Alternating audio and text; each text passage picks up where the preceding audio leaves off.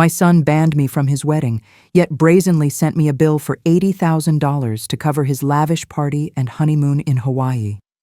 He even added, "Thank me for letting you contribute." I didn't cry. I didn't plead.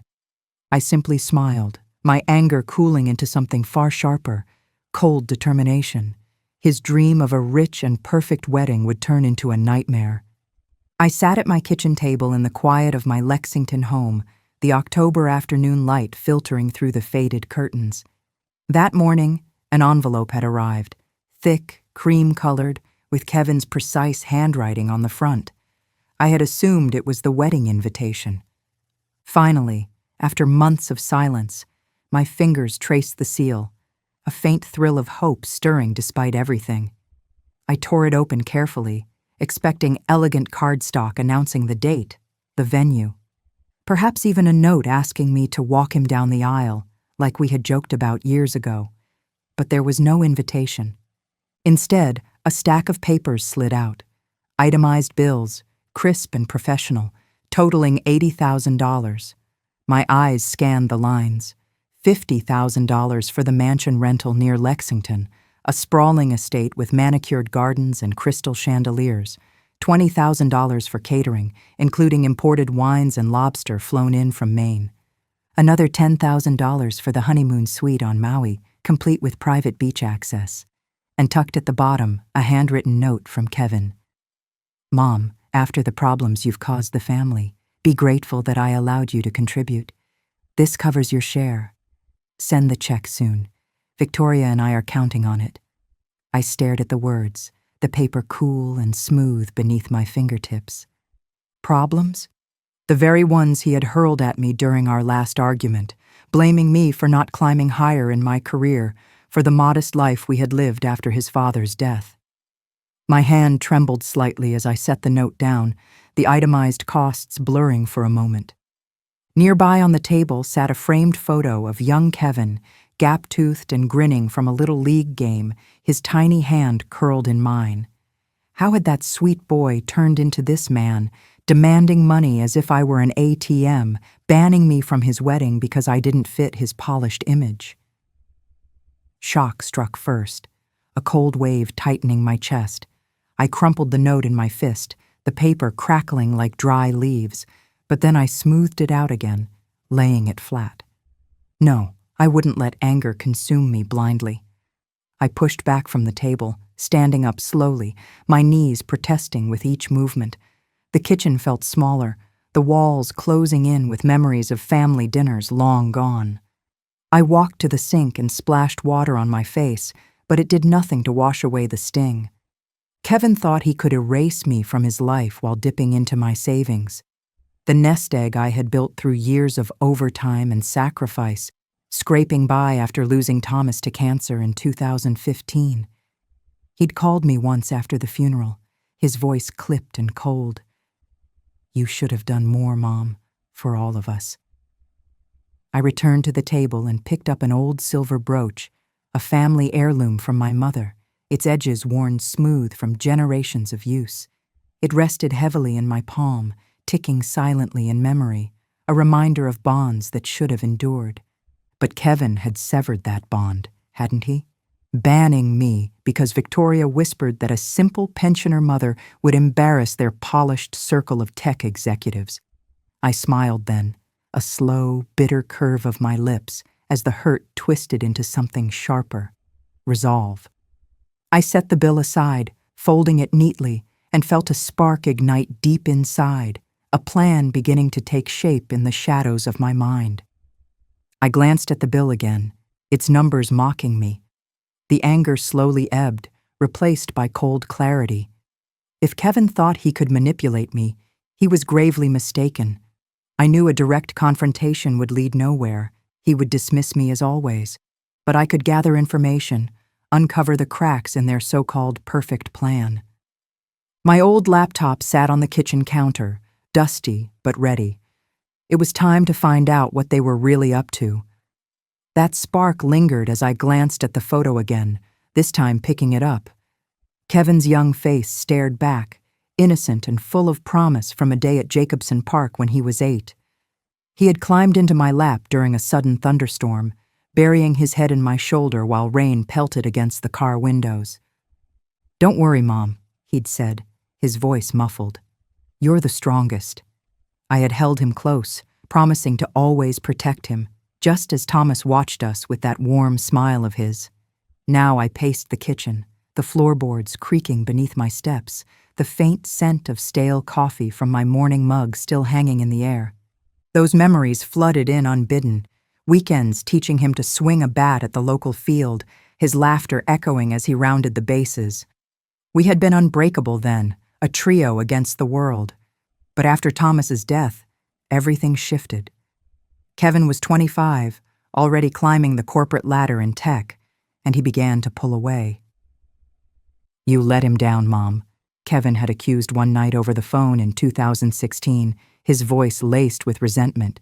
"If you'd made more money, maybe the treatments could have been better." I had swallowed the pain, reminding him of the endless insurance battles, the second mortgage I'd taken to cover his father's care. But he didn't listen. He saw only my failures, the modest house, the reliable but unglamorous job. Last Christmas had sealed it. I had driven to their sleek apartment in downtown Lexington, arms full of homemade tamales like Thomas used to love.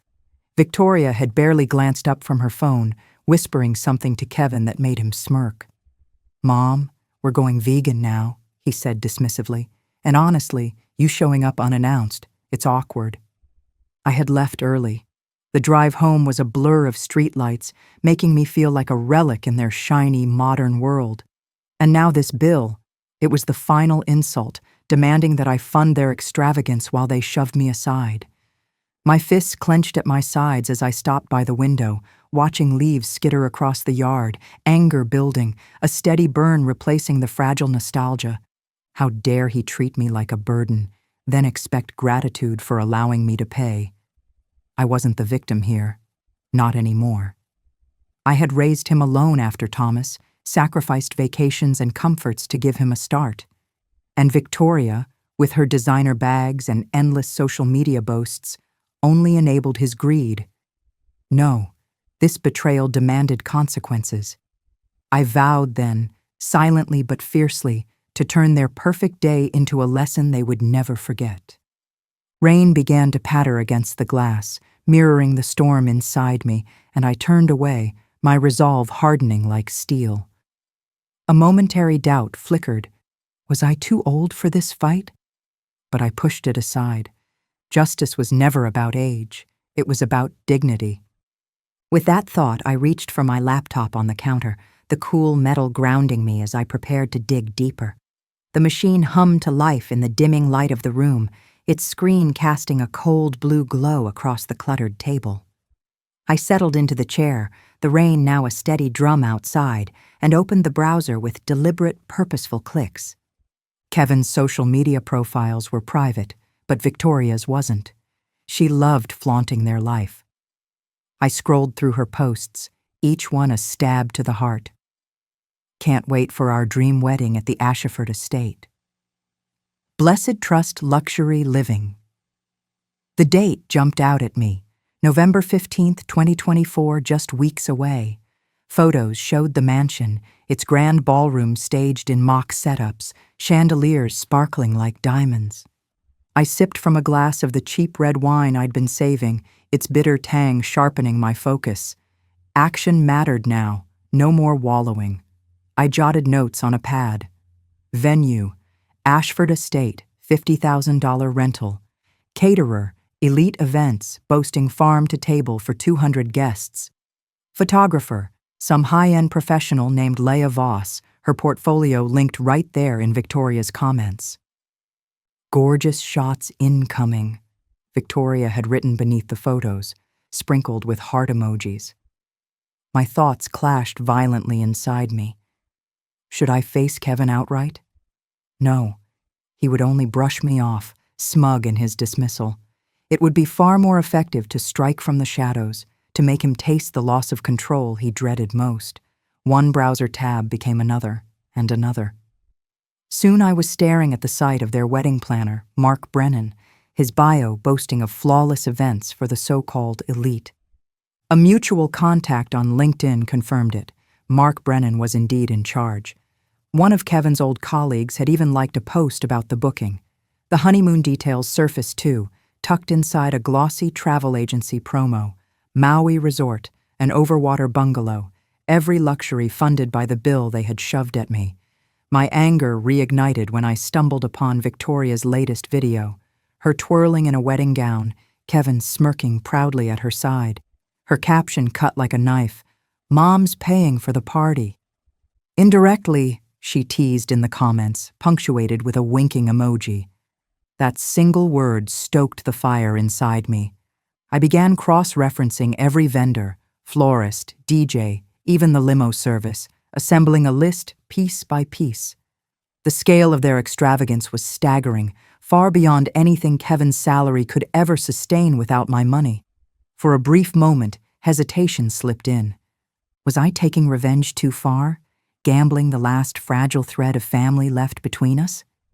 The doubt lasted only a breath. I saw his note again, smug and patronizing, and it evaporated. This wasn't vengeance, it was self-respect, teaching him that greed has consequences. My fingers steadied on the keyboard as I pulled up Mark Brennan's contact, the planner at the center of their perfect little machine. I drew in a deep breath. It was time to make the call, to tug at the first thread and watch their perfect tapestry begin to unravel. I picked up my phone, fingers poised over the dial pad. After 2 rings, a voice came through, refined, polished, smooth as marble. "Mark Brennan Events. This is Mark speaking. How can I make your day extraordinary?" he asked smoothly. I leaned against the kitchen counter, the receiver cool against my ear, steadying my breath. "Hello, Mark.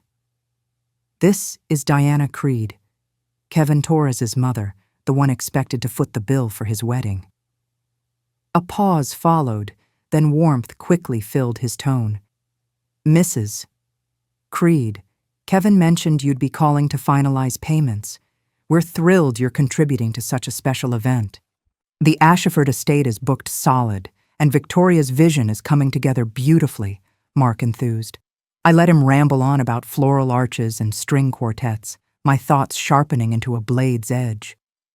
"Actually, Mark, I'd prefer to discuss this in person. Can we meet tomorrow?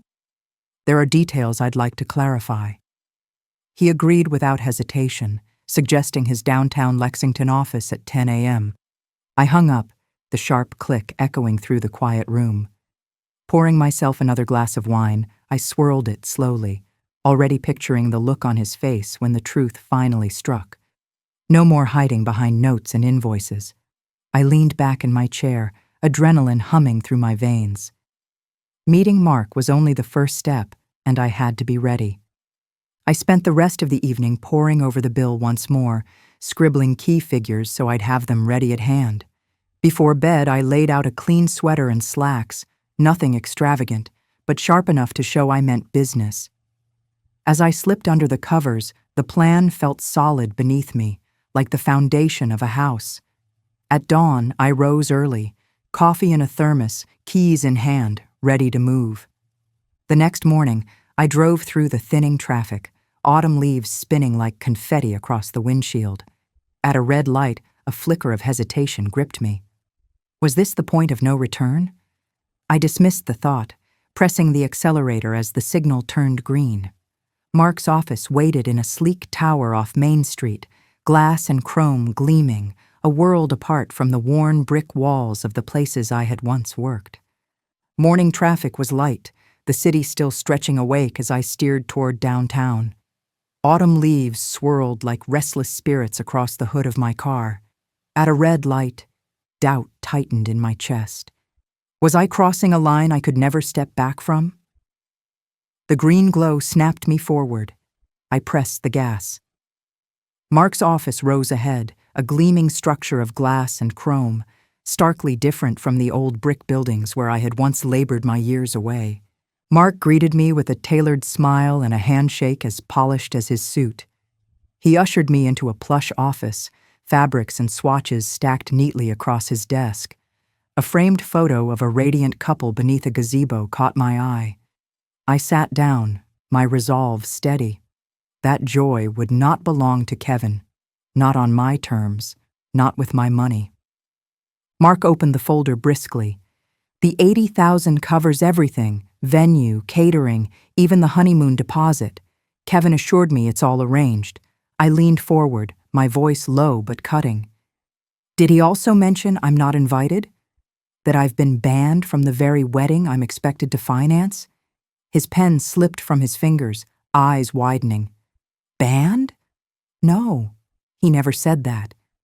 Mark shifted uncomfortably, rubbing his temple. The contracts are signed, but without full payment, we can't proceed. Deposits are non-refundable. The balance. I cut him off, my tone sharp and deliberate. Then inform Kevin the wedding halts until he speaks to me directly. Not a cent will move without my approval. And if he insists, remind him just how fragile plans can be. Mark swallowed hard, nodding slowly. I'll call him today. This changes everything. I rose from the chair, leaving Mark stunned behind his desk.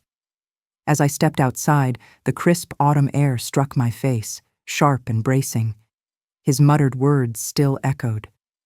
That arrogant kid. The sound fueled me like the first spark catching fire.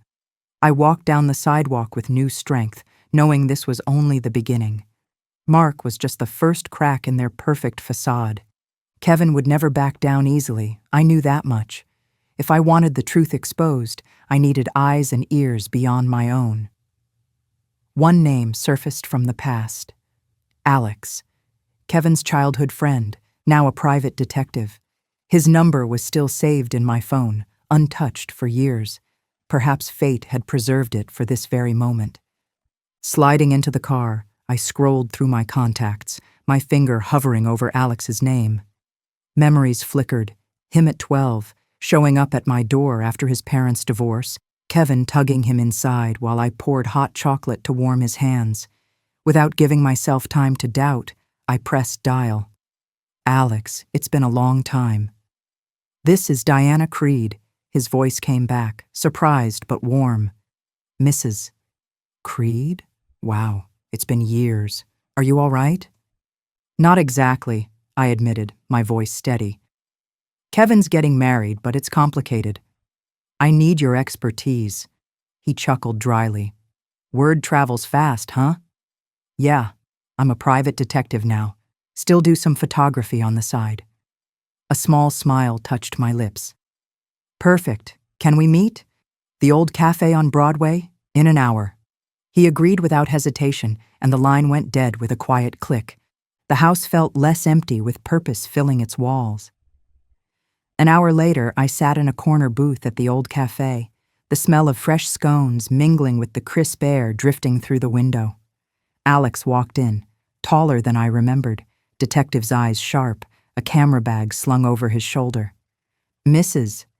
Creed, you look strong. I'm sorry about Thomas. He was like a father to me, too. I nodded, sliding a coffee toward him. Thank you, Alex. But call me Diana. I wasted no time. Kevin banned me from his wedding but still sent me an $80,000 bill. I'm not paying. I'm fighting back. Alex's jaw tightened, his expression darkening. That sounds like him. He cut me off years ago when I wouldn't fake a reference for his job. Said I was dragging him down. I leaned in, my voice measured. I've heard the same. Using people, discarding them once he got what he wanted. Alex nodded grimly. Victoria's no different. Image over everything. We spoke in low tones, the cafe's hum fading around us. Alex leaned closer. In college, Kevin stole my project ideas and passed them off as his own. When I confronted him, he vanished from my life. His voice carried the weight of old betrayal. I nodded slowly. Then we'll use what he fears most, exposure. I need you to document everything. Photos, recordings, proof. He gave a firm nod, resolve flashing in his eyes. The pact was sealed over bitter coffee and shared scars. Over refilled cups, we began sketching a plan.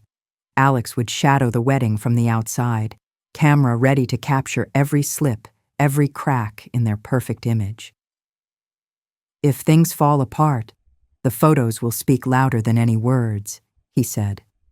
A brief laugh escaped when an old neighbor passed by, reminding us of childhood pranks Kevin once pulled. The smile faded quickly. "Those days are gone," Alex muttered. I met his eyes, steady. "So are mine. But this alliance, it's real." We shook hands across the table, sealing the unspoken pact. Ideas swirled in my mind like steam rising from our cups. "If we need more recordings, more logs?" I asked quietly. Alex's eyes narrowed with thought. "Then let's set up tonight. Bring what I have and we'll prepare properly." I nodded, the decision carved in stone. "Come by my place at 8. His grin flashed, quick and sharp. "Deal, Diana." That promise echoed in my ears as I drove home, rain starting to patter against the roof. By evening, impatience gnawed at me. I texted Alex to come earlier. When he arrived, the downpour had turned the porch light into a hazy glow. He stood at my door, toolkit in hand, shaking off his coat. "Ready to level up?" he asked with a half smile. I stepped aside, letting him in. The game was no longer theory, it was beginning. We settled in the living room, shadows stretching across the faded rug as I cleared space on the coffee table. I handed Alex a steaming mug. "Show me how to protect myself. Recordings, cameras, everything." He unpacked his kit with practiced ease. A tiny recorder, discrete cameras, apps for call logs. His tone was calm, instructive. "Kentucky's one-party consent. Just press this mid-call. He won't know a thing." I practiced with the recorder, Alex coaching me through each step. He warned me about Kevin's tactics, gaslighting, deflection, turning blame back on me. "Remember when he accused you of not fighting hard enough for his father's treatments?" Alex's voice softened. "I recall you selling your car just to cover the bills." The memory stabbed deep. Thomas's weak hand in mine, Kevin storming out, spitting blame I didn't deserve. I shared it briefly, my voice catching. "He said I let Thomas down, but I gave everything." Alex met my gaze, steady and firm. "You did. After my parents split, you gave me shelter, you taught me math. I owe you." His words carried weight, an anchor in the storm. We raised our mugs quietly, a toast not to revenge, but to justice. Alex walked me through camera placement, pointing to the door and corners of the room. "Angle it here. You'll catch every face clearly." I tested one, the live feed sharp on my phone. A strange surge of strength rose in me as the image stabilized. For years I had been dismissed, ignored, silenced. Now every word, every look would be mine to keep. As the devices hummed quietly, another thought intruded. What if Kevin called tonight? Would he sense the shift? I carried that unease into the silence of the evening, each tick of the clock stretching my nerves thin. But the phone never rang. Not that night. Still, I knew his silence wouldn't last forever. The next day crawled by in tense anticipation. I checked my phone obsessively, tested the cameras again, even circled the block just to breathe. Every car that passed made my pulse jump, expecting him. By evening, the silence pressed heavy until the screen finally lit up, Kevin's name flashing like a warning. I was midway through brewing tea, the kettle beginning to whistle, steam curling upward in lazy wisps. My phone buzzed violently on the table, Kevin's name flashing across the screen. I let it ring, watching it skitter against the wood like a trapped insect. The call died, then buzzed again, this time Victoria. I ignored it, pouring hot water over the tea bag, the chamomile scent grounding me. Alex's words echoed. "Record everything. Their voices will be your ammunition." Days slipped by in quiet preparation, installing apps, adjusting camera angles, rehearsing calm responses. Even my walks around the neighborhood felt like drills for patience. But the calm shattered as the storm broke. 3 voicemails piled up, urgent texts flashing in red. Kevin's voice first, polished at the start, but cracking beneath the strain. "Mom, there's been a misunderstanding. The planner says you pulled out. Call me back. We need to fix this."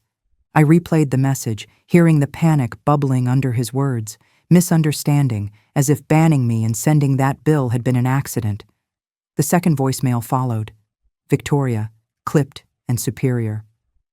"Kevin's upset. The vendors are threatening to cancel. Don't do this. It's petty.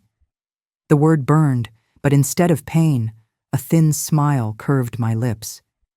Alex had warned me. Desperation always wears the mask of accusation. The third voicemail came. Kevin again, urgency rising like gravel in his throat. "Mom, pick up. Everything's falling apart. You owe us this, after everything." His pause was heavy, dripping with old grudges. I played it twice more, dissecting the cracks in his tone. Behind the command was fear. The empire of control he'd built was collapsing, and he knew it. Then came a call from Mrs. Hargrove, the neighbor down the street. Her voice was hesitant. "Diana, I've heard whispers at the club. Trouble with Kevin's wedding. People are talking. I hope you're all right." Her words confirmed what I had suspected. The cracks were spreading, rumors already leaking beyond their walls. For the first time in years, control tilted in my favor. A new voicemail arrived. Kevin's voice, cracked and raw this time. "If you don't fix this, you'll regret it." The threat hung in the air long after the message ended, replaying in my mind like a jagged echo. I stared at the phone, my reflection faint on the black screen, and felt the shift. He was no longer demanding. He was cornered. The next evening, the phone rang again, insistent as a pounding heartbeat. I paced the living room, recorder app glowing on my screen. I let it ring 4 times before answering, each pause meant to unnerve him. "Hello, Kevin!" His voice burst out, frantic. "Mom, finally." "What the hell is going on? Mark says you refuse to pay. You're sabotaging our wedding." I breathed evenly, the carpet soft under my feet. "Sabotaging? You banned me, Kevin. Then you sent me a bill as if I were your sponsor, not your mother. Do you remember your note? 'Be grateful,' you wrote." There was a beat of silence, then his voice cracked, defensive. "Look, it's not like that. Victoria's friends, the crowd. You're retired, Mom, you wouldn't fit. But the money, you owe it. After Dad, after everything." His jab at Thomas twisted like a thorn, but I stayed calm, recording every word. "I raised you alone, Kevin. I sold what I had to care for him, for you. And you blame me still? Ignore me now? Number, there will be no payment." His voice broke into a shout, raw and furious. "You're ruining everything!" "Victoria's livid. The caterers want their deposits. You have to fix this." I paused, drawing strength from the silver brooch resting on the side table, my mother's heirloom, its metal cool and steady. "Fix what you broke, Kevin. Speak to me like a son, not like a banker." Suddenly, Victoria's voice cut in, sharp over speakerphone. "This is ridiculous, Diana. We're building a life, and your pettiness could cancel it all. Think of the embarrassment." "Embarrassment?" I repeated, my tone cold, measured, like banning your own mother from the wedding, like sending me a bill for your honeymoon. Kevin jumped back in, defensive, his words spilling fast. "It's duty, Mom. Families contribute. Admit it. You're jealous of my success." That slip was all I needed. Jealousy, his shield, his excuse, laid his ego bare. I steadied my voice, each word precise. Success built on using people isn't success at all. Not anymore. Not with me. The line crackled with his heavy breathing, then his fury snapped. "You'll regret this. We're done." The call ended abruptly, silence ringing louder than his threat. Yet in that silence I felt something shift, his weakness exposed, mine sharpened. Moments later, a text from Alex lit up my screen. Vendors demanding payment. Rumors spreading, photos incoming. I opened the file, blurred shots of workers stalling, vans idling at the estate gates. The images fueled me. Then Kevin's messages poured in, sharp and bitter. Selfish old woman. You're destroying us over pride. Each insult only steadied my resolve. Then came a call from Mr. Ellis, the neighbor across the fence. His voice was gruff but supportive. Diana, I saw Kevin yelling at a delivery guy yesterday, rude as hell, demanding discounts like he owned the place. Folks are talking. If you need backup, I'm here. I thanked him quietly, asking for details. He chuckled. It was just invitations, but he lost his temper over a crease in the box. Victoria stood by, didn't say a word. The picture was clear. Kevin's arrogance wasn't just my burden anymore. I leaned against the wall, phone warm in my hand. Thank you, Ellis. That means more than you know. He chuckled softly. You've got neighbors who respect you, Diana. He doesn't. When the call ended, I texted Alex right away. More proof. Kevin's alienating everyone. His reply came fast. Perfect. Escalation incoming. Their preparations are unraveling. I set the phone down, the weight of control settling firmly in my grasp. The next buzz came from an unknown number. A vendor, formal but cautious, Mrs. Creed, regarding cancellation fees. The words trailed off, but the message was clear. The pressure was mounting, their perfect facade crumbling faster than I expected.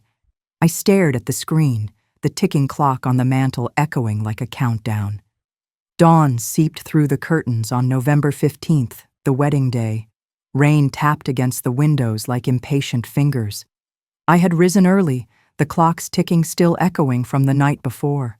The days of waiting were over. Coffee steamed in my thermos as Alex's first text arrived at 7 a.m. At the estate. Vendors hesitant, photos soon. I sipped slowly, the mug warm in my hands as images trickled in. Florists unloading vans only to pack their blooms back in, faces tense under umbrellas. One caption read, "Deposits disputed." Their leaving chaos was unfolding in real time. A caterer's truck idled, workers boxing up silverware that had never touched a table. Rain slicked the driveway into a mirror of ruin. By noon, guests began to arrive, confused clusters huddling beneath dripping tents. Umbrellas bloomed like black flowers against the storm. Alex's message pinged. Overheard, where's the setup? My phone buzzed nonstop. Kevin's calls, frantic voicemails stacking one after another. I let them pile up, each vibration like a trapped bee on the table, powerless. I played one of his voicemails, Kevin's voice frantic, breaking. Mom, send the money now. Everything's falling apart. The estate manager's threatening to shut us down. Desperation bled through every word, so far from the arrogance he once wore like armor. More photos arrived from Alex, the grand hall half-dressed, chairs scattered, no quartet in sight. Then one image pierced deeper. Victoria in her gown, rain streaking the windows behind her, her face crumpled with fury and shame. Doubt flickered for a moment. Was this too cruel? Watching their perfect day unravel in the rain? But then his note returned to me, that arrogant scrawl demanding gratitude. The hesitation dissolved. Justice was never gentle. By afternoon, Alex reported, guests restless. Some leaving, rumors spreading, family feud over money. I paced the room, rain pounding harder against the glass, as if nature itself joined the reckoning. Another voicemail came, Kevin's voice shredded with panic. Please, Mom, wire it now. Guests are laughing. Help me. In the background, Alex's audio clip caught a guest muttering, what a disaster. Poor planning. Their humiliation was spreading like wildfire, and I didn't need to lift a finger. Kevin's number flashed again, his voice breaking mid-ring when the voicemail caught him. Desperation choked him now. I let it pass, cold and steady. Then, the pounding on my door, heavy and urgent, echoing through the storm. Rain streamed off the eaves, pooling on the steps. Their silhouettes blurred through the glass. Kevin and Victoria, soaked, disheveled, clinging to what remained of their pride. I opened the door just a crack, the storm spraying cool mist across the entryway. Kevin pushed forward, water dripping from his sleeves onto my rug. "Mom, let us in." The wedding's ruined, vendors gone, guests scattered. It's a joke now. Behind him, Victoria huddled under her coat, makeup streaked, her gown peeking out pitifully beneath. Her voice wavered. "Please, Diana. Wire the money. We can still salvage something." I stepped aside, closing the door against the wind. They stood dripping in my hallway, the scent of my home clashing with their desperation. Kevin ran a hand through his wet hair, voice breaking. "It was a mistake. Victoria's idea, the image, you know. But now everything's collapsed. Help us, Mom. For old times." His plea dragged up memories I'd buried.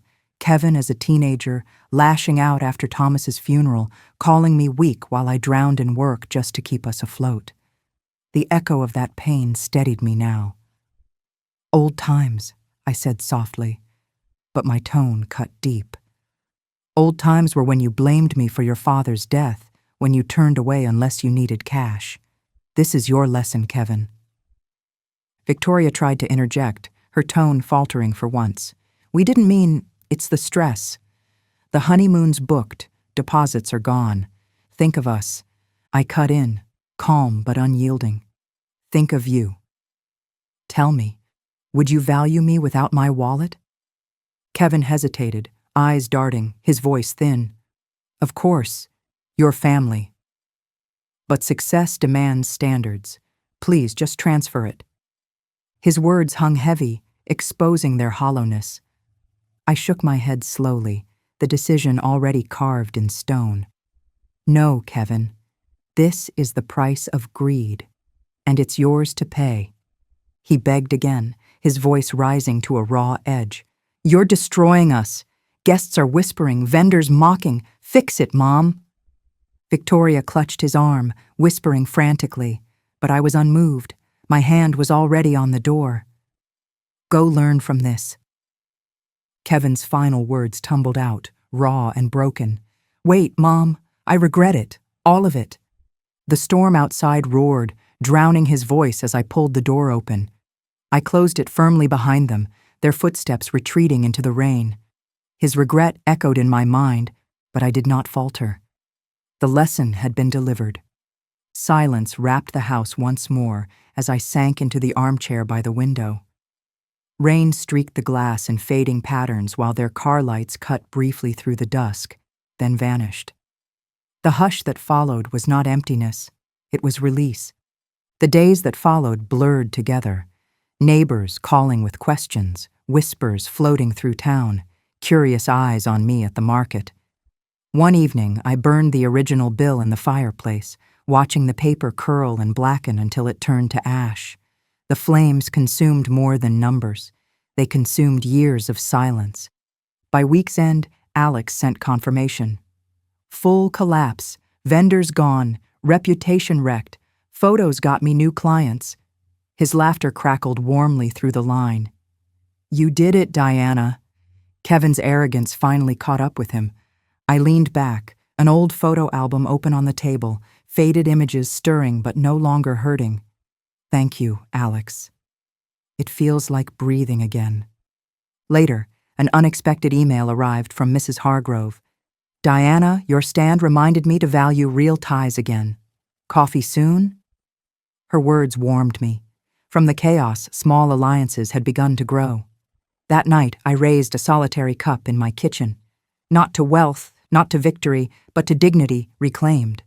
The house felt fuller now, not with things, but with self-worth.